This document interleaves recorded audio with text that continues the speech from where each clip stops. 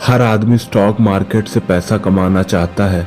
लोग सोचते हैं ये एक सट्टा बाजार है, पर उसको प्रिडिक्ट किया जा सकता है, उसको एनालाइज किया जा सकता है। इसके अंदर कुछ फिल्टर्स आपने अगर सीख लिए तो मैं प्रॉमिस करता हूं आप करोड़ों अरबों रुपए यहां से छाप सकते हैं। गारंटी है मेरी, स्टॉक मार्केट से आप बड़े आराम से 15, 20, 30, 35% तक का रिटर्न लेना सीख जाओगे। तो दोस्तों हम बात करेंगे टाइप्स ऑफ इन्वेस्टमेंट के बारे में, मतलब इन्वेस्टमेंट कितने टाइप्स की होती हैं। तो यहाँ पे मैंने एक चार्ट ड्रॉ कर दिया है जिसमें टाइप्स, रिटर्न और आपका मनी डबल का ड्यूरेशन दिया है।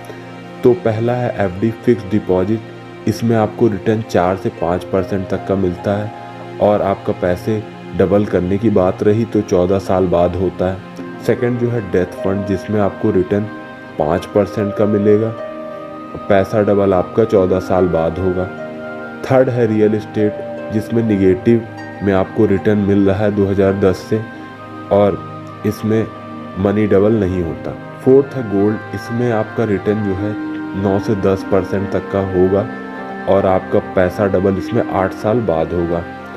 फिफ्थ जो है सेविंग अकाउंट, जिसमें 2 से 3% तक का आपको रिटर्न जनरली मिलता है और अगर रही बात पैसे डबल करने की तो 24 साल बाद आपका पैसा डबल होगा।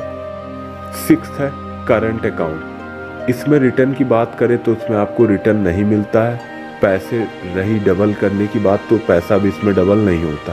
सेवन्थ है शेयर मार्केट। इसमें जनरली 18 से 20% तक का रिटर्न मिलता है और रही पैसे डबल करने की बात तो 4 साल बाद आपका पैसा डबल हो जाता है। लोग स्टॉक मार्केट से बड़े आराम से 18, 20, 30, 35% तक का रिटर्न कमा सकते हैं,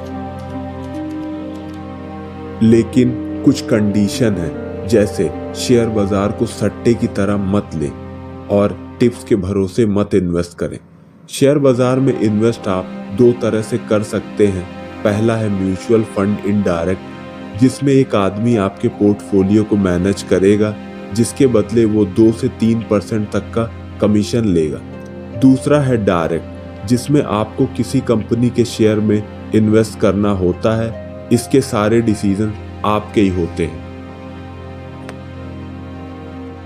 तो वीडियो में जानेंगे क्यों लोग स्टॉक मार्केट में फेल होते हैं, किस कंपनी में पैसा लगाना है, कैसे स्टॉक मार्केट में पैसा इन्वेस्ट किया जाता है। किसी महान इंसान ने कहा है, खर्च करने के बाद जो बचता है उसे मत बचाइए, बल्कि बचत करने के बाद जो बचता है उसे खर्च करिए। अगेन, खर्च करने के बाद जो बचता है उसे मत बचाइए, बल्कि बचत करने के बाद जो बचता है उसे खर्च करिए। आज मैं इस वीडियो में कुछ इम्पॉर्टेंट फंडामेंटल्स आपको बताऊंगा जो आपको ध्यान देना चाहिए। फर्स्ट है बिजनेस साइकिल। कंपनी का बिजनेस साइकिल एटलीस्ट 10 इयर्स का होना चाहिए जिस भी कंपनी में इन्वेस्ट करने जा रहे हो। इसका मतलब कंपनी 10 साल पुरानी हो, जिसमें कंपनी इन 10 सालों में अप्स डाउन से भी गुजरी हो। डाउन टर्न में कंपनी सस्टेन कर जाए, चलती रहे मंदी में भी, और अप टर्न को कंपनी राइड कर जाए, मतलब कंपनी ऊपर चली जाए। मतलब मोटा मोटा कंपनी 10 साल पुरानी हो।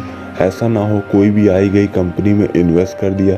कंपनी जितनी पुरानी होगी उतना ट्रैक रिकॉर्ड आपके पास होगा, क्योंकि अगर 10 साल की ऑपरेटिंग हिस्ट्री आपने चेक कर ली तो थोड़ा कॉन्फिडेंस उस कंपनी पर आपका बढ़ेगा।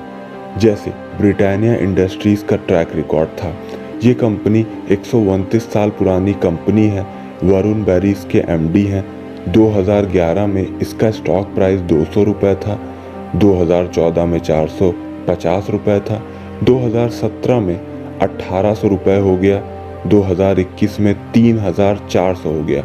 जनरली ब्रिटानिया इंडस्ट्रीज का स्टॉक प्राइस बढ़ा है इन 10 सालों में। 28% कंपनी ने एवरेज रिटर्न दिया है। इसका मतलब यानी 2.5 साल में कंपनी ने आपका पैसा डबल कर दिया है। तो ये सारी चीज़ें पता चलती हैं ट्रैक रिकॉर्ड से। HDFC बैंक है, अभी अटानु चक्रवर्ती इसके चेयरमैन हैं। इससे पहले आदित्य पुरी थे। 1994 से कंपनी चली आ रही है, 27 साल पुरानी कंपनी है। 2011 में स्टॉक प्राइस था 250 रुपये, 2014 में 375 रुपये, 2017 में 780 रुपये था, 2021 में 1500। CAGR की बात करें तो 18% का CAGR HDFC बैंक ने दिया है। सेकेंड है ग्रोथ कंसिस्टेंसी। ग्रोथ कंसिस्टेंसी का मतलब है देश की GDP जिस रेट से ग्रो कर रही है उससे डबल क्या कंपनी ग्रो कर पा रही है। GDP मतलब हमारे देश में जो भी कुछ बिका, टोटल जो कुछ बेचा गया वो GDP, ग्रॉस डोमेस्टिक प्रोडक्ट। मतलब जैसे देश की GDP 5% के रेट से बढ़ रही है तो कंपनी 10% के रेट से बढ़नी चाहिए। Country growth versus company growth. Country की ग्रोथ 5% हो रही तो कंपनी की ग्रोथ 10% होनी चाहिए।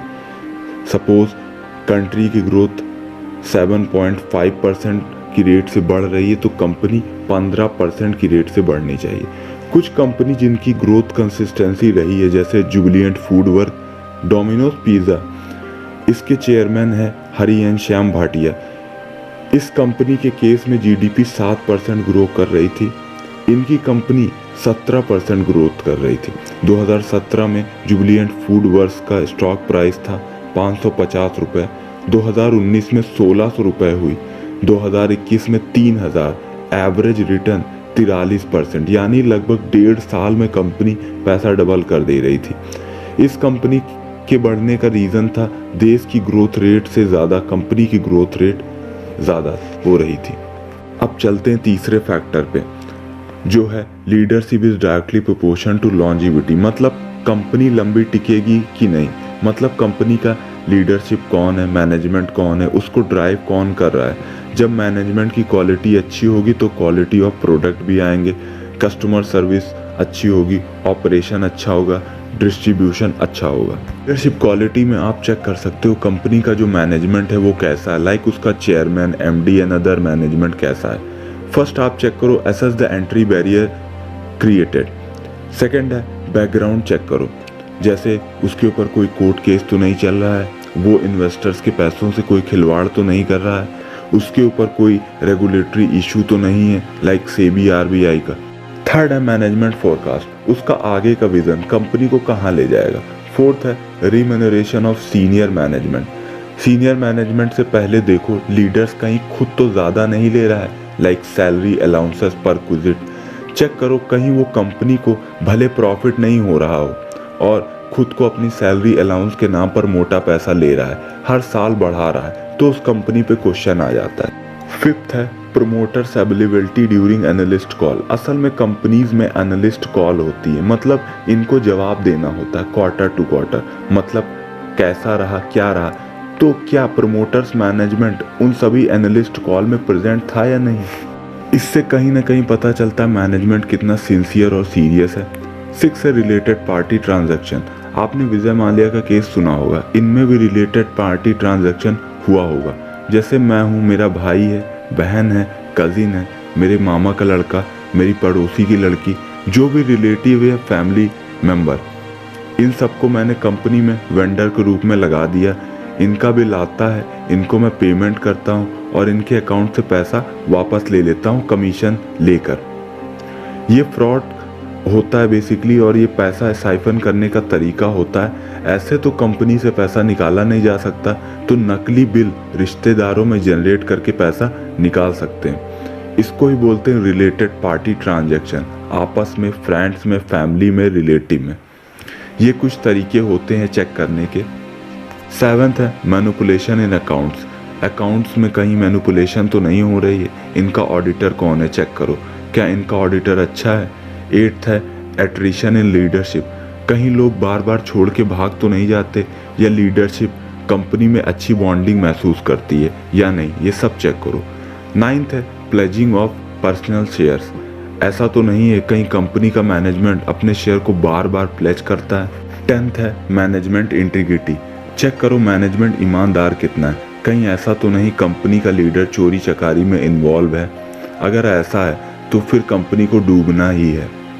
डीमैट के फाउंडर राधाकृष्ण दमानी जी हैं, वो कितने ईमानदार माने जाते हैं, शायद तभी उनकी कंपनी डीमार्ट जो 2017 में 700 रुपये पे था, आज वो 3,300 रुपये पर चल रही है। तो ये होता है इंटीग्रिटी। डीमैट ने लगभग एवरेज रिटर्न 40% का दिया है। तो उम्मीद है वीडियो आपको समझ में आया होगा। अब मिलते हैं नेक्स्ट वीडियो में। जय Hind and thank you very much.